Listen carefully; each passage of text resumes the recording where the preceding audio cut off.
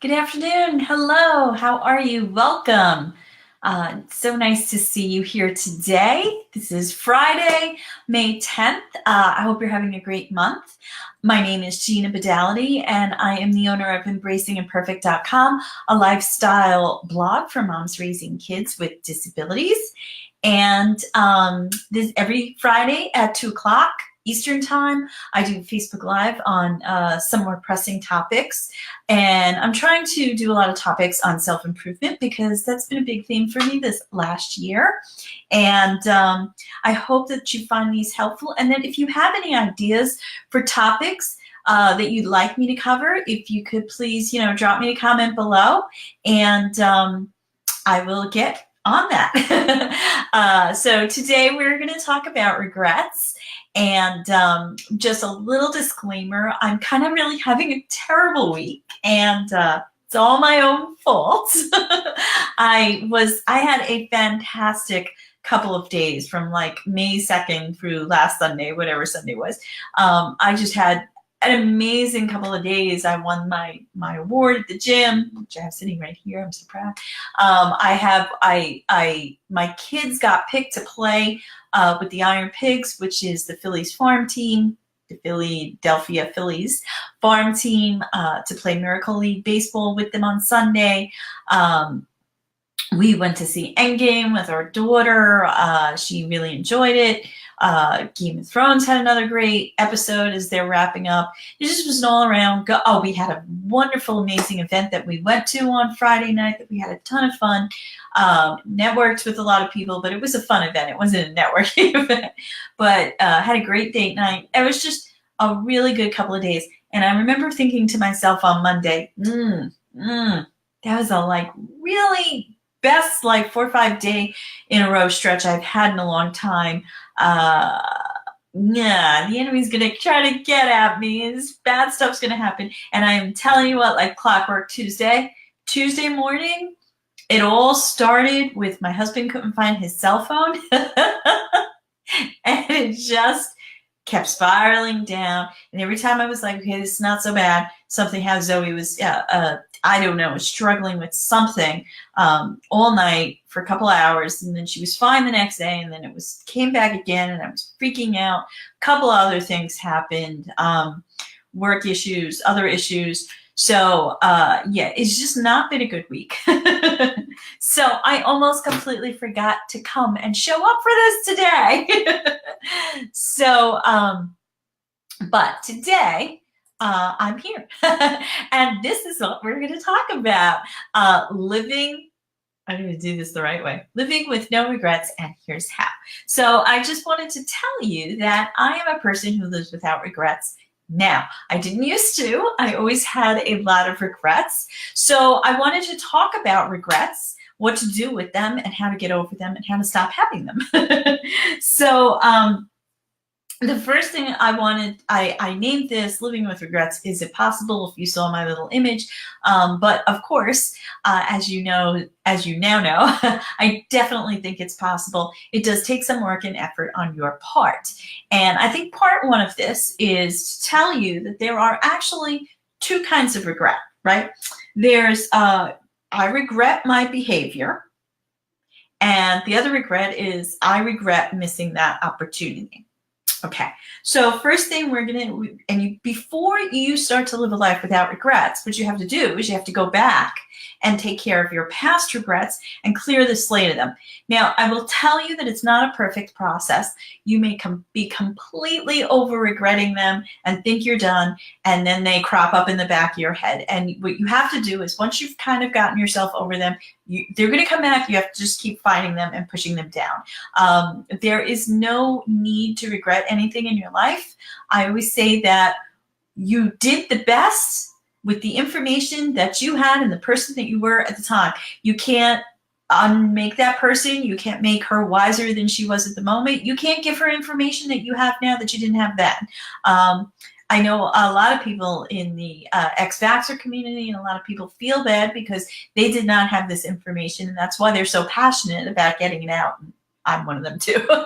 But they, they feel like they didn't have this information and they made bad choices for their children. They carry around a lot of regret, but there's nothing they can do.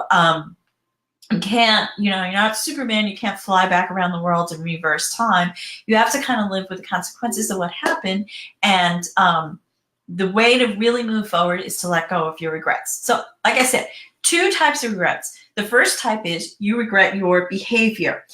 So now, if you are regretting your behavior, I want you to think of it this way, that it's a good thing, right? Because you realize you screwed up. You realize you did, and maybe it cost you a lot. Maybe it cost you an entire relationship.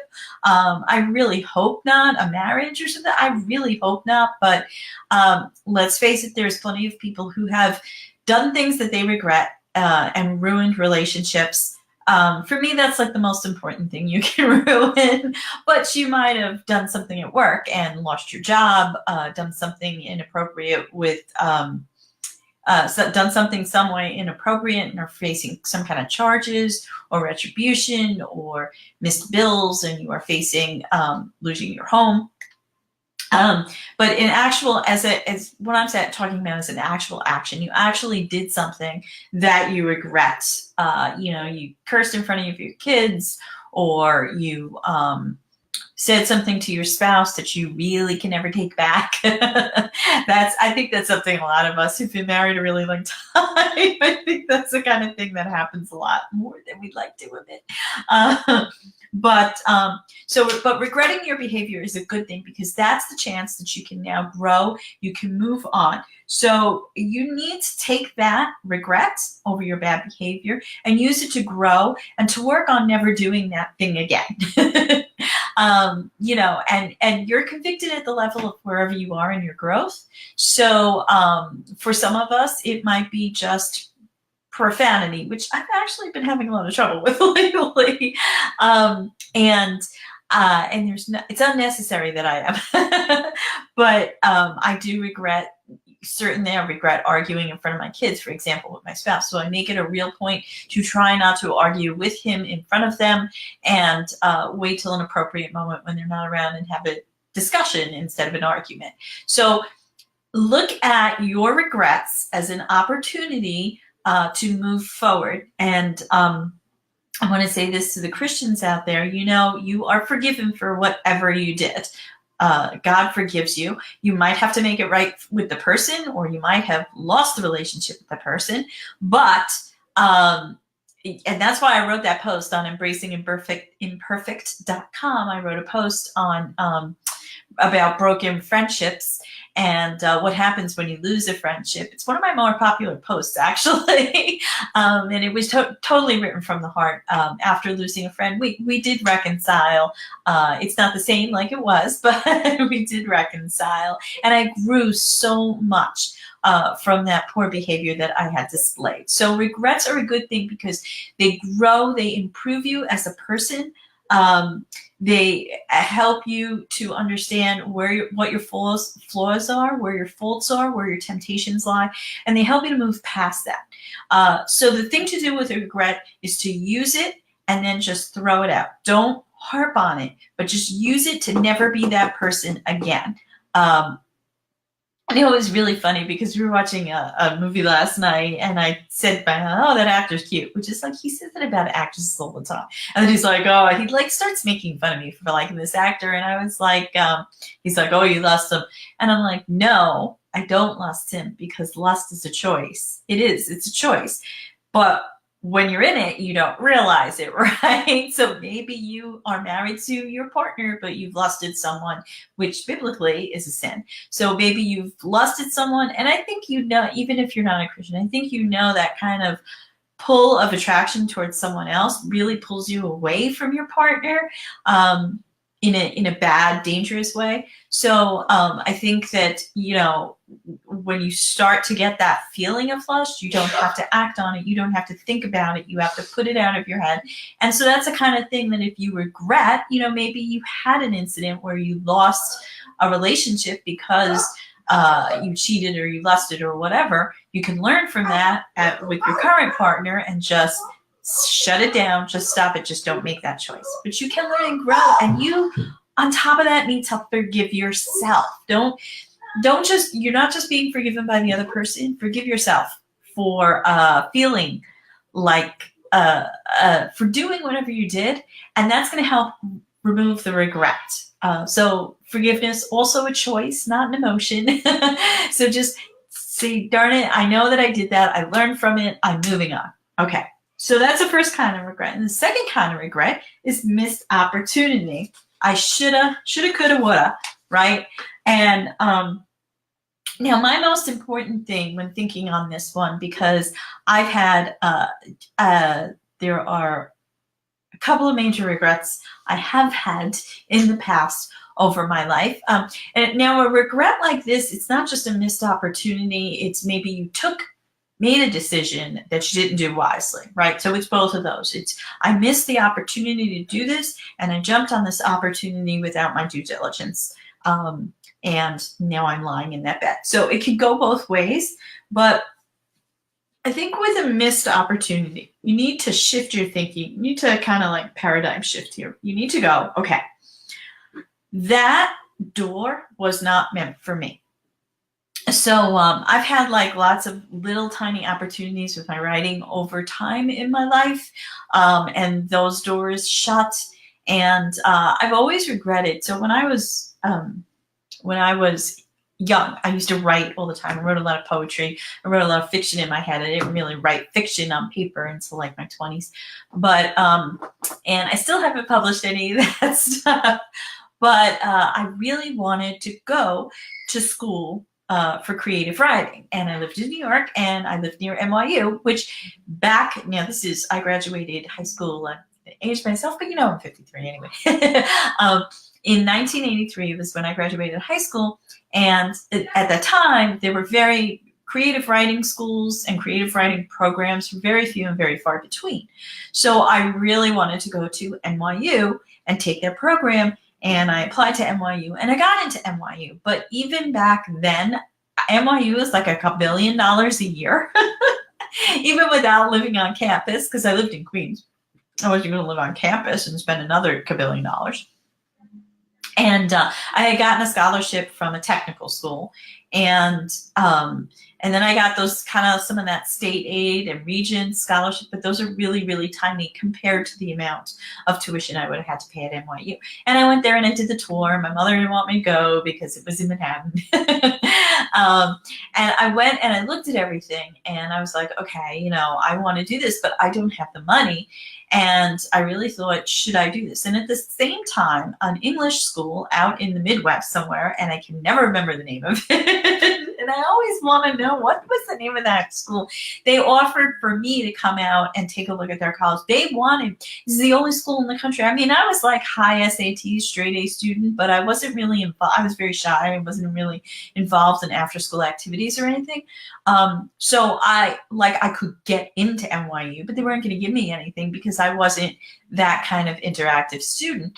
Well, this place, I won an award in high school for English. This place had gotten wind of my medal, I guess, and my SATs, and invited me to come out. And but I don't recall if there was a scholarship attached, but I would think probably if they're reaching out to me, they would have. And I was really too afraid to live on my own. And so for a long time, I had the regret of not going to NYU, not at least investigating that college, because I was afraid to go on campus and it'd be a horrible nightmare to live on campus. I didn't have a good high school experience. I wasn't a popular kid. So I was really afraid of that college experience on campus. So I didn't even respond to them. And it ended up happening that to this day, I did not have my college degree. But you know what? I don't care anymore. I've always over the years tried to go back to school again and even when I moved here like 12 years ago, I looked at the local, I could actually finish my English degree for about 10 grand down a 10-minute drive from here. They have a nighttime program. I could even do it while I had a full-time job, should the whim strike me to do anything crazy like that. But I went down there and, I had a lovely talk with the director who was all about Jane Austen. And I had like a really long Jane Austen phase. I actually think Jane Austen is a wonderful author. If y'all think she's just romance, then you haven't really read her deep enough. But she's more cultural commentary. But I was like, oh, this is it. I just don't know where I'm going to get 10 grand while I have 2 kids with severe disabilities, right? Like that wasn't happening, and I knew it. But I finally just prayed, God, if you don't want me to go back to college, take this desire away from me. And you know what? It did. Now I sort of do want to do more education, but I want to do it in the fields of either aromatherapy, or holistic health, or nutrition. Like I'm looking at this, but again, I'm still praying about it. Like unless I'm led there, I'm not going to do it. So, so you need to shift your thinking about the things that you regret picking and not picking, and go, if you missed an opportunity, it wasn't really a missed opportunity. It was just not the opportunity for you. It was not a door that you were meant to walk through for whatever reason. So I guess I'm kind of more a person who believes in fate. Because of, like I said, how I got my current job. I had this terrible job last year that I absolutely loathed, and they just let me go. Starting tomorrow, don't submit any more articles, like that. Like it was the next day, and it was a real hit to our income. And I put it out on Facebook, and I got a job, and it's my dream job. So I'm not complaining anymore. Like that, I couldn't have taken. I wouldn't have even known that opportunity existed if I didn't get fired from the crappy company, right? So we have to just look at things. It is the opportunity that we're meant to do, and there are things that we're meant to do. Even if you made a poor decision on something and you feel like you're stuck with it, then take it as, but that was, you know what? I'm going to do what I can with it. I'm going to learn what I can. I'm going to grow from it. I'm going to share with other people if I learn how to deal with this better.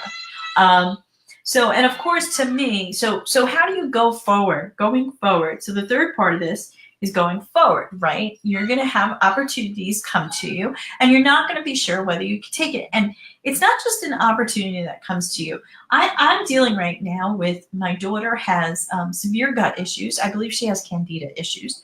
And I have enough clues that I don't really think I need testing. And I have a spectrum of options available to me, including directly doing something, doing a special diet, doing these medications, getting her out to my doctor, trying to find other specialists. I have a friend who's offering me probiotics. I've tried already a few of the very light, not known to have any interactive issue things, and they were just too mild for what's going on with her. She needs a much more intensive detox. So I'm sitting here and I'm like, okay, what do I choose? I don't actually right now know what the answer is for you, but I know that when opportunities come to me, there's another opportunity, a professional opportunity that I'm sitting on, and I have. I think there's a couple of things that you need to do when you have an opportunity, and it seems very good, but you're really not sure. So I think you've got to do, I think, about 3 things. So for me, of course, I'm going to pray about it. Now, praying about something, you're praying to God. I'm praying to God. He doesn't walk in he doesn't give you a phone call and go, yeah, go for it. It's not like you're clearing it with your spouse or your friends or family member. Go, what do you think this is a good fit for me? No, but you know that you want to do his will. Me as a Christian anyway, you want to do his will, but he's not going to call you up and pick up the phone. So there are things that you're not really going to be 100% clear on if God wants you to do that or not. But you might have a little tingling in your spirit. So like I said, there's this opportunity that I had to turn away at the time because I was too busy I had been applying for jobs before I really got into this job that I'm in now. And this is a kind of peak and valley job. So I need things to fill in the valleys times, especially that we're getting on our feet. We were so behind finances last year, and now this year we're working with things like a broken dishwasher and replacing big ticket items and protocols for the kids and stuff like that. So we do need better income right now, and I'm trying to figure that out in a number of different ways. And I just lost what I was going to say. So I have this person offered me a job, and I couldn't take it at the time, and he said, reach out at any time. And I'm very flattered. And so this is part of the problem is I'm very flattered by it. And I'm not exactly sure what to do with regret. I couldn't take it at the time, and now I can. But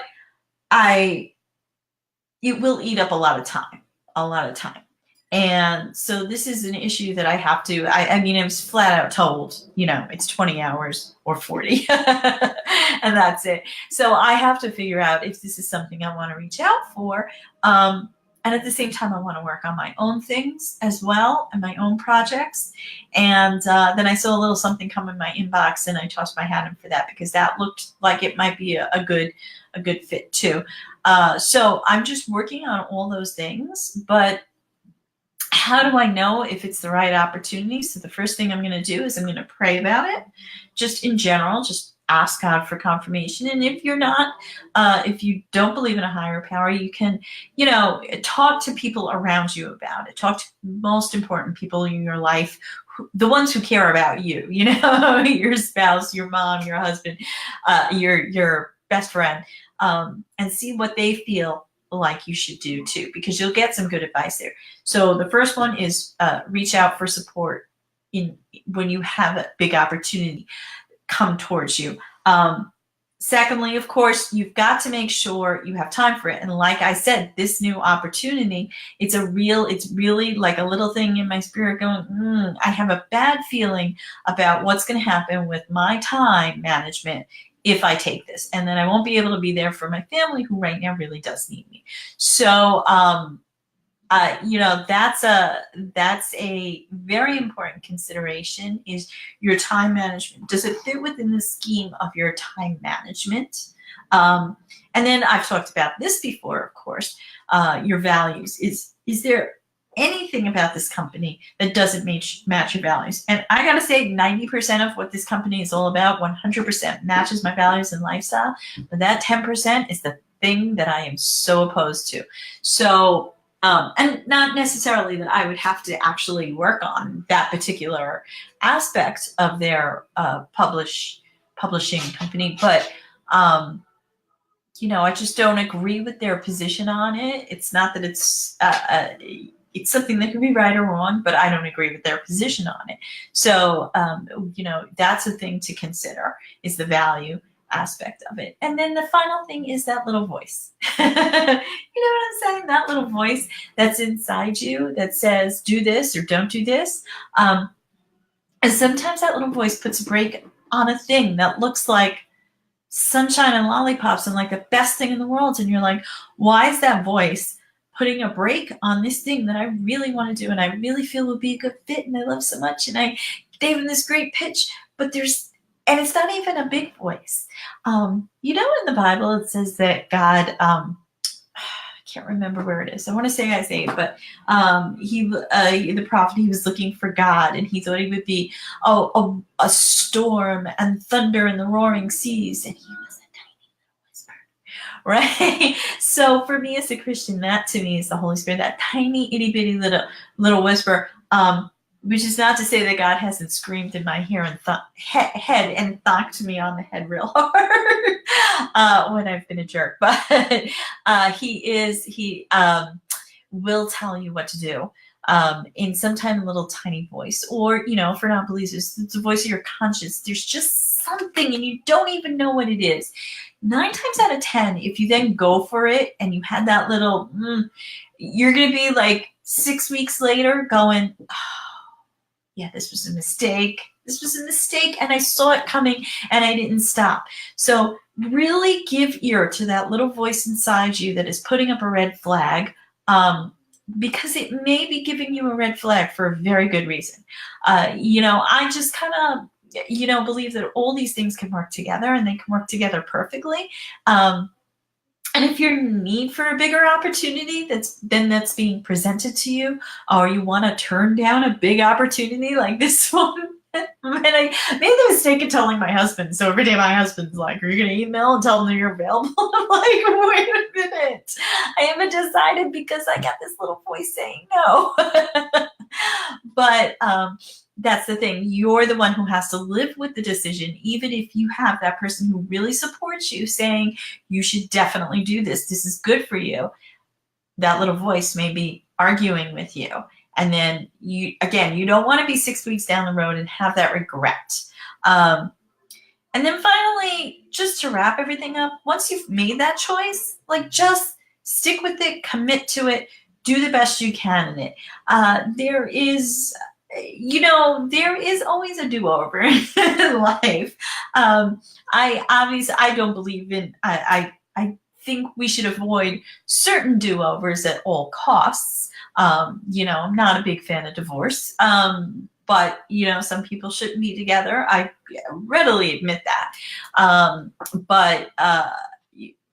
That those kinds of issues that I think really should be driving people to live separately are not in my life. And so for me personally, that's a big no-no. But there are other, hi, Chris, how are you? But I think that once you've made your decision, live with it. But remember that at some point in time, you can undo it if it is an undoable decision. So of course, like marriage is not really undo, especially if you have kids. Be very wise. Or buying a home, right? You can't just buy a home and then go, oh, well, I'm just going to sell it. That was a mistake. You can't just sell everything and move out of the country and then go, oh, no, that was a mistake. So you really have to be very careful with those kinds of opportunities. But with something like a job or certain kinds of offers, you can be a little more, I can always undo this. If it is that bad, and then I'll just stick with it and look for the next job. I actually know somebody in that position right now who worked really hard to get this job and then just decided it was a mistake, and that's fine. If she's not comfortable anymore, but she didn't know that until she get there. And sometimes it's just part of the learning process. So she doesn't have to have regret that she took the job, because then she learned that this is not the kind of field she wants to be in. And so now she has to look for something else, right? So that is how she can look at that situation without regret. She learned from it. So that's what I really, okay, I thought somebody just texted me. Never mind. So that's how you can live with regret. So remember, there are the two kinds of regret. Behavioral, just forgive yourself and learn from it. The missed opportunity, just look at it in a different way. It wasn't the door you were meant to go through. Or if you took it and then you regret the decision, you were meant to go there. You're meant to be there for some reason, if only just to learn who and what you are and what you really want in life. So there's no reason to live with regret. And that's part of my faith too. As a Christian, I believe in forgiveness, that God forgave me for, and always will forgive me for anything I'll ever do. So I don't need to have regret, because whenever I screw up, I can just say, I'm sorry, and I'm going to learn from it, and I'm going to work hard not to do it again. So that's it for me. And this is shout out to all the ladies out there. Happy Mother's Day. I hope you have an awesome day on Sunday. I know way too many amazing, I have like 1,100 friends on Facebook, and I think 1,000 of them are moms. So I knew way too many moms to individually shout you all out. But I just hope you have a fantastic weekend with your family. I'm really praying hard that it doesn't rain on Sunday, because we're supposed to do this whole baseball thing, and I was super excited. I really want to spend it with my family this year and not just be in some place getting a massage. I'm looking forward to Sunday. So we'll see. And I hope you have a great day and have a great Mother's Day, or hope your mom or your wife has a great Mother's Day. And you can find me, again, I'm Gina Badality. You can find me right here or at embracingimperfect.com. Or I'm also on Facebook. My Facebook page is at Embracing Imperfect. And that is where I write all about health and autism and cleaning how to live healthy and all the kinds of bad things that are going on in our health and medical system. Okay, that's it for me. Have a great weekend, and remember to embrace the imperfect within you today. See you next Friday. Bye.